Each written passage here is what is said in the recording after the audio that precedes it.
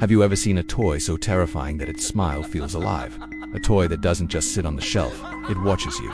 This is the story of a man who collected the wrong thing. His name was Jake. He was 34, and his whole life revolved around toys and rare figures. He had an entire room filled with them. All different shapes, colors, sizes, some creepy, some cute. But Jake loved them all. One night, browsing through a secret auction site, he saw it, Labubu, rare version, only one in the world. The photo was blurry, but the smile looked wrong.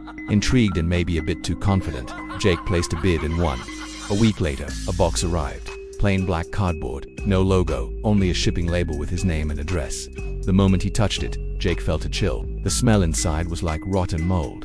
When he opened it, his chest tightened. Labubu sat inside. Its eyes shone like black buttons. The smile was too real, too wide. It looked like something a killer might make after skinning their victim. Jake forced himself to smile. "It's just a doll," he said out loud.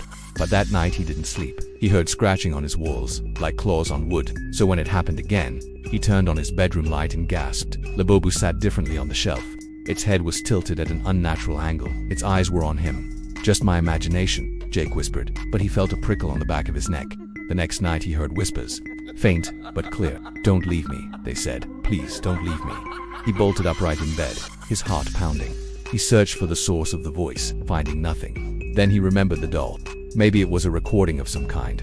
He locked it in a drawer, shoved it in the corner of his room, furthest from his bed. By morning it was back on the shelf. Jake stared at it. Its smile seemed wider now, the eyes darker.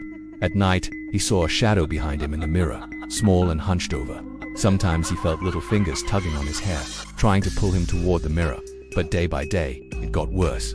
The smile kept getting wider, the eyes darker. The whispers grew louder. "Don't leave me," they hissed. "Play with me." Jake couldn't take it anymore. He grabbed the toy and flung it into a nearby dumpster.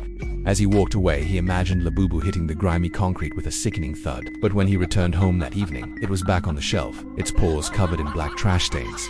Days turned into weeks. The doll never left the shelf. Jake didn't sleep. He didn't eat. He couldn't bring himself to leave the apartment. What if it followed him? What if it was watching him? Then one morning his neighbors found his apartment empty. Jake was gone. They found his car in the parking lot.